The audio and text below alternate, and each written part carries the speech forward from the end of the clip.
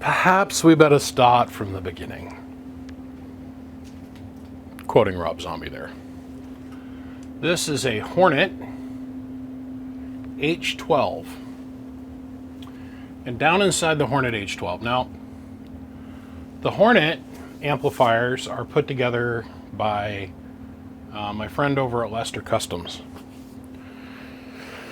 I don't want to get wrapped up in the drama involved in this box. I'm just here to fix it or modify it or whatever needs to happen.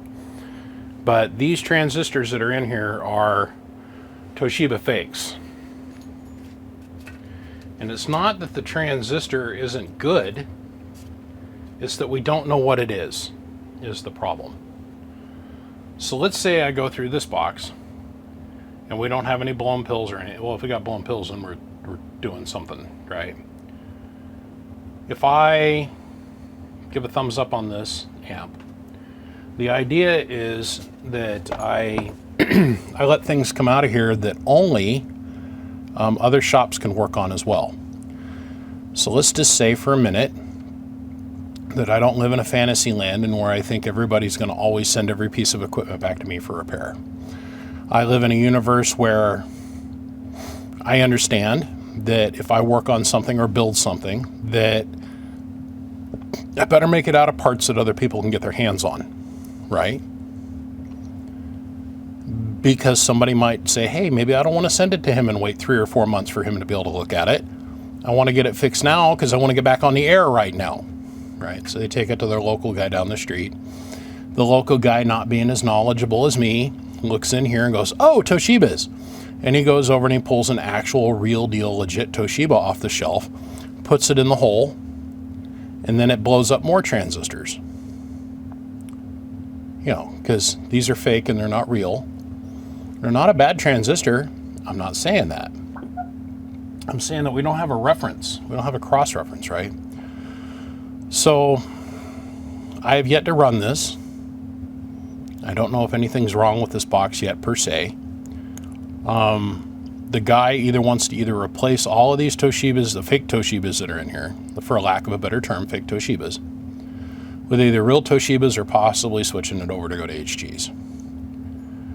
The box is all currently set up for the Toshiba transistors, and I'd kind of like to stay in that wheelhouse, but the problem is to replace 12 Toshibas, fake Toshibas, with real Toshibas is a several $1,000 adventure.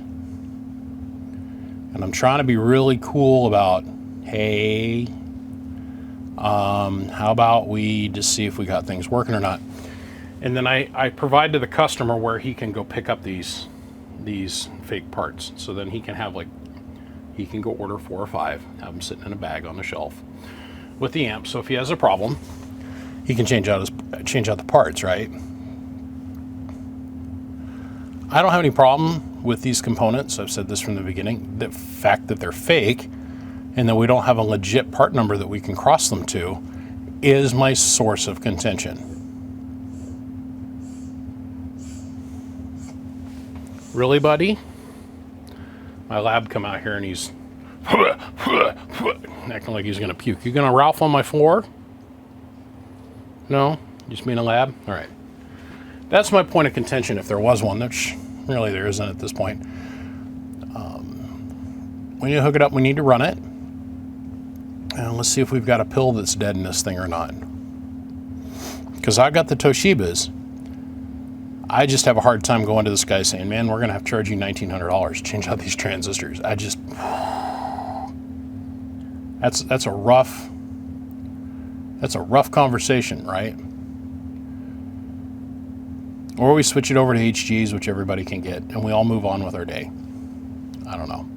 Let's see what happened. Let's go ahead and let's hook this thing up. Let's run it. Let's see if any of the transistors are good or bad, and we'll go from there. Okay, for today's testing purposes, we're going to use a 1,000-watt slug and forward. Right now the bench is down at like 12 volts flat. Hello, audio. So we're going to swing like 80 watts into this thing. Let's turn the amp on.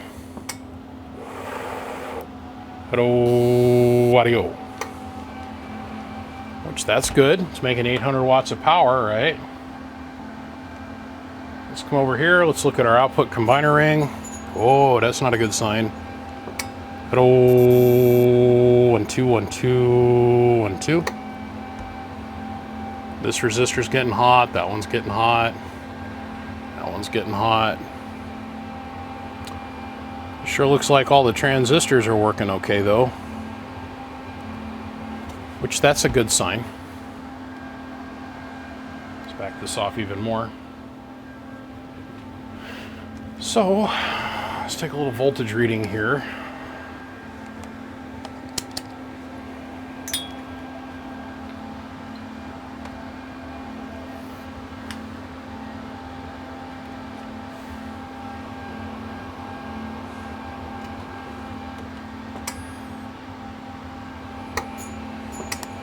Hello, 1, 2. It's too low.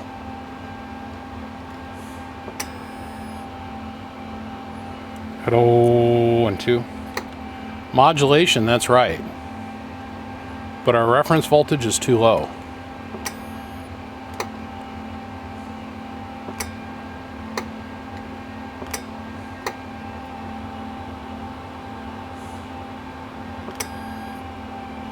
Hello, 1, 2.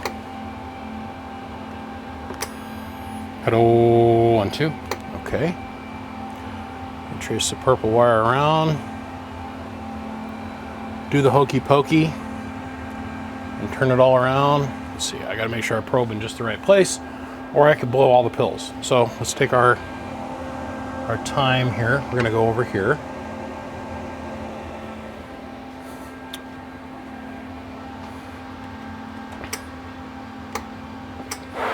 Hello, 1, 2. Okay.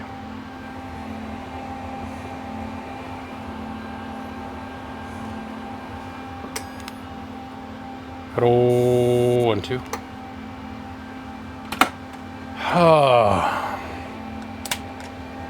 Well, at least all the transistors are working.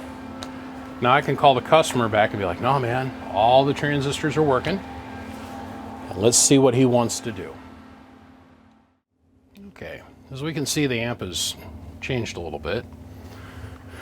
We got rid of all the little discs, which are notorious for failing. We replaced those with 3 times the kV rating in metal clads, here, here, and here. Power wire upgrade, and totally modified the bias circuit. So,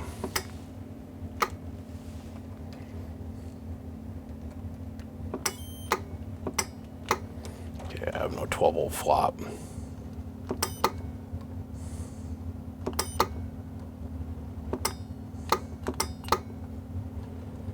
What's this relay faulty? Relay is faulty. Okay.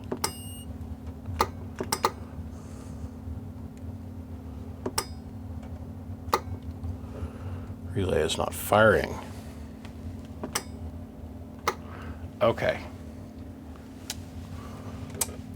So if we engage a sideband, now do we have a relay flop? There, we got it now. Okay. Like I said, we're right at 12 volts.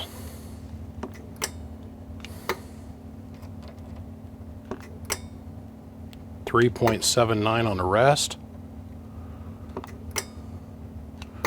3.79, 3.64,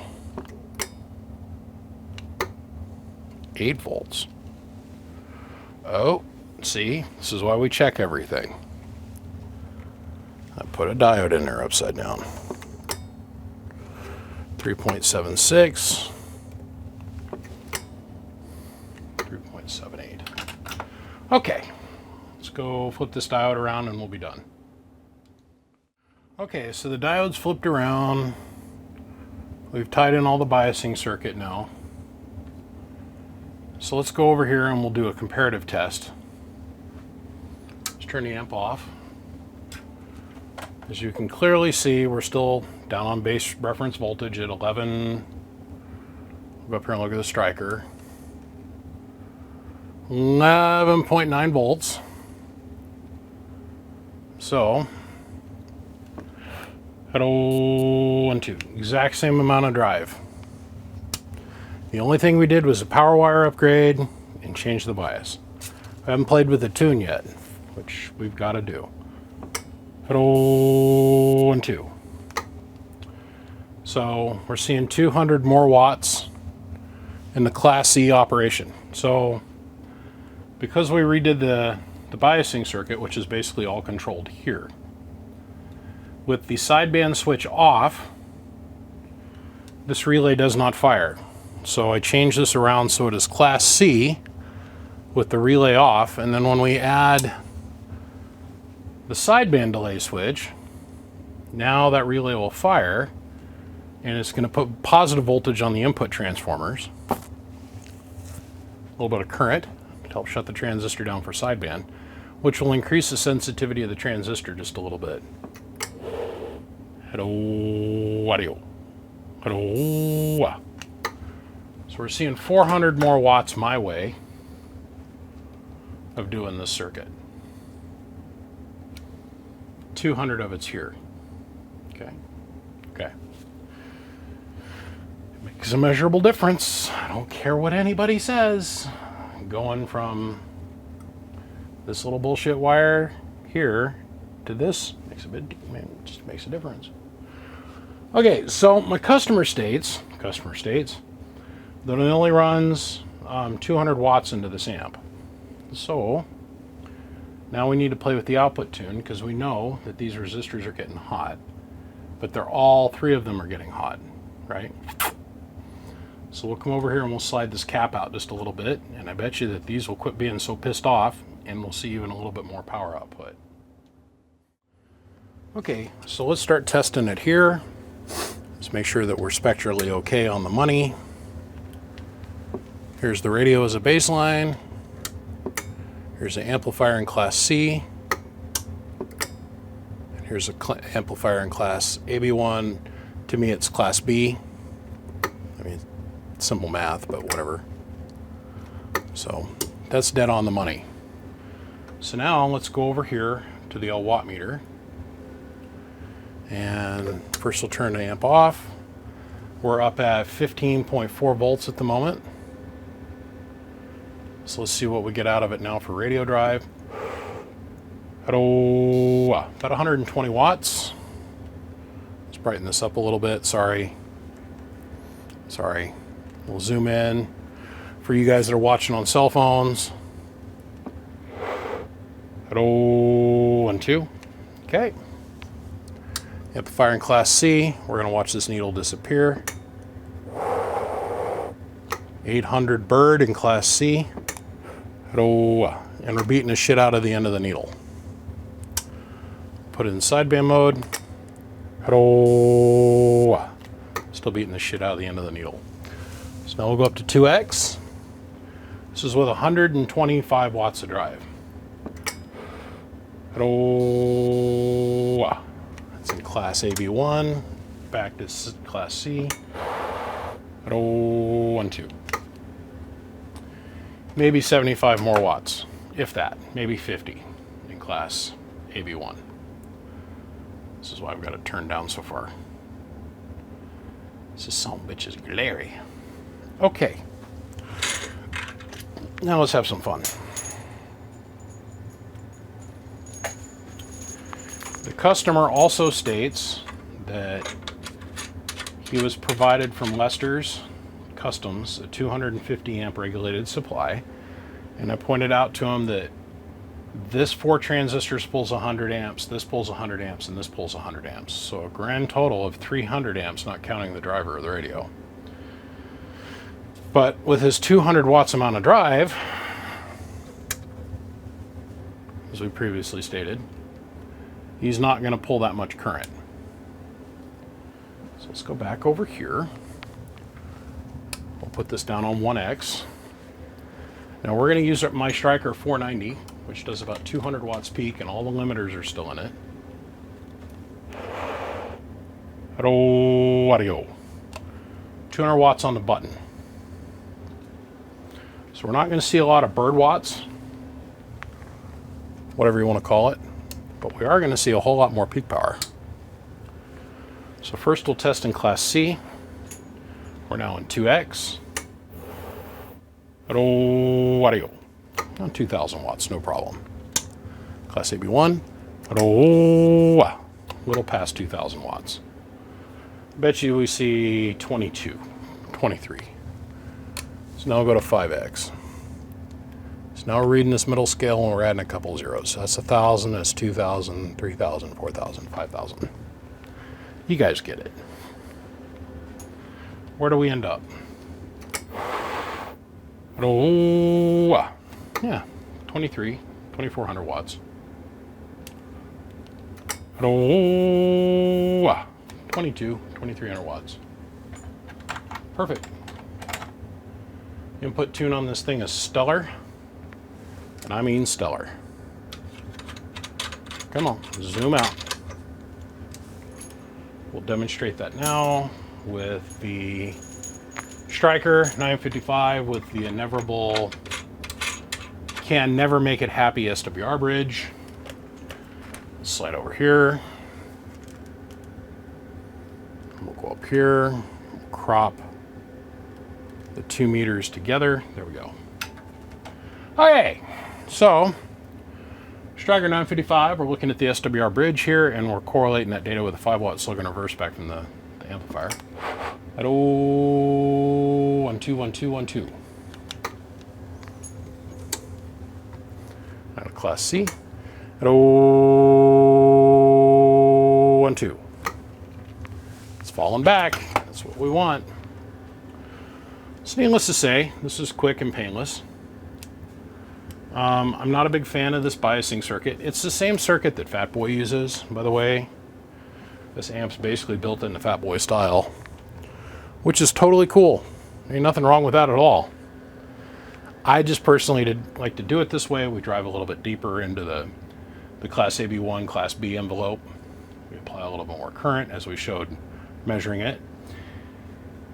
And we have found, a few of us have found, that this biasing circuit has a tendency to be a little bit more stable. This circuit is an upscaled but direct copy of the Palomar biasing circuit, the Messenger biasing circuit, X-Force's biasing circuit, need I go on? It's the same thing. Resistor, diode, capacitor, disc capacitor for resonance. Done. Relay. We're done. The only other thing I'm going to do, which isn't going to affect the tune anyway, is I'm going to add some resistors across the top of the input splitter. Other than that, we're pretty much set.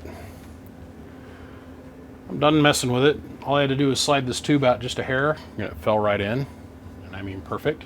So I think I'm going to let you guys be and go on your way with the rest of your day. Appreciate everybody hanging out with me as I just quickly went through this this Hornet box. Remember, fake Toshibas are still fake Toshibas. It doesn't matter if I think they're a good part or not. Fake is still fake. And, you know, I'm not saying anybody did, because I don't want to get involved. I don't care that much. I can't. I can't get involved. What I'm saying is that don't ever try to portray the fake Toshibas as real Toshibas. And let me find out about it, because I'll call you on it. I will. I don't think that's the case here. I have no problem with Lester. Lester's a good dude. I've never talked ill about anybody on YouTube ever, and I'm not going to start today. I appreciate the 5-watt on everything. That's an absolute must, despite what all the other builders say. I'm a 5-watt guy. And there's reasons and logic before it, behind it, and about it. And that same logic has been around a lot longer than I have been doing boxes. Just saying.